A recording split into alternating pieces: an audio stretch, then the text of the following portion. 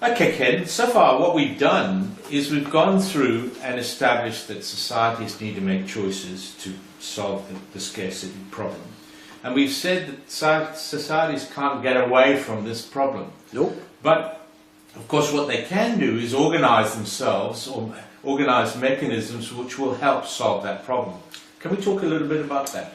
Sure can. And look, the simplest way to do it is to look at or imagine a continuum, a spectrum of economic systems. Yeah. And down one end, say down the left-hand end, is say what we might call pure communism. Yeah. Also, we'd call it a command economy. Command economy. Or a centrally planned economy, because resources go and areas of production occur according to a planning mechanism. Down the other end of the spectrum, what we'd loosely call, say, pure capitalism, virtually no government control whatsoever, complete market-based allocation of goods and services, etc., etc. In other words, using or being dependent on the demand and supply. Totally, on markets themselves. And effectively on the price mechanism, which we'll have going to spend some time much later. We will. And look, you can see almost immediately that a pure capitalist economy cannot function because there are certain goods, e.g. public goods, which are requisite to the functioning of our economic system. Police systems, you can't. The judicial I can't system. buy an hour of police service. No. Yeah, No. that's right. Because other people are benefiting from that, and why should I, as an individual, pay for it? Quite right. But the interesting, if we go back, for example, to say the old USSR, you want to look at communist countries that adopted that essential ideology. Planning. The whole idea is that basically at the top of the tree, the top of the pyramid, if you like, sitting up right at the top of the tree is the General Secretary of the Communist Party. Yes. And at various times in Russia, well, the most famous, I guess, was Joseph Stalin. Then we had, of course, in succession, Khrushchev, Brezhnev, Gorbachev, etc., etc. But they basically said, this is what I want to happen. This is what I want to happen. And I want land, labour and capital to go into the production of more guns, more tanks, more planes, essentially. And there were historical reasons for Stalin to do that, of course. Cuba adopted a communist country, a communist state. North Korea is very much a centrally planned economy. And there's that inference that if you're going to make sure that resources go where you want them to go, there's a need for dictatorial control. Yes. So that's often political, supported by an army.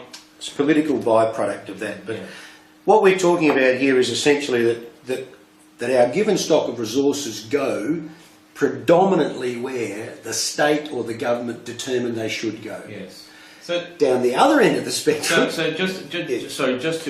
So the triangle here is indicating that you've got a top-down process, and there are various layers of decision making, where the factories, etc., at the very bottom, and the politburos up at the top end. And hence the term command economy, because the commands come from above. And the people down here are commanded what to do. Whereas in the market system, it's working in a sense the opposite way, because you've got the decisions of consumers working through demand, and the firms producing what consumers want, that dictates that allocation of resources. It's very neat because we like it, because that's what we've been brought up with. Yes. And basically the whole idea is that we'll make the link eventually that when consumer demand for something increases, the price of that item theoretically rises. And of course, as prices rise, it attracts entrepreneurs into that area because they see rising prices as a signal, rising profits. Absolutely, So yes, absolutely. Really neatly, resources flow in a market economy to where consumers want them to go. Exactly. So, and we call that consumer sovereignty. So, but it's quite clear that markets can't produce all our needs. No. And so there is a role for the public sector. For the public sector, and we get what we call the most common form of decision-making system, namely a mixed economy. A mixed economy.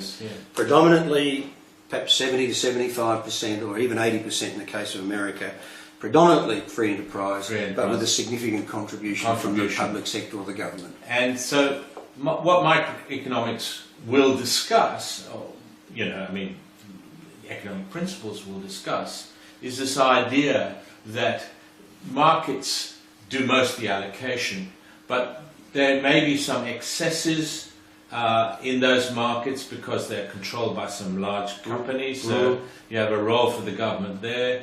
You have, we'll see as well that markets aren't always, you know, They don't always produce perfect outcomes. Perfect outcomes, and the government is also needed, therefore, to intervene in those markets, and we'll see as well that governments have to provide these public goods like the police services, etc.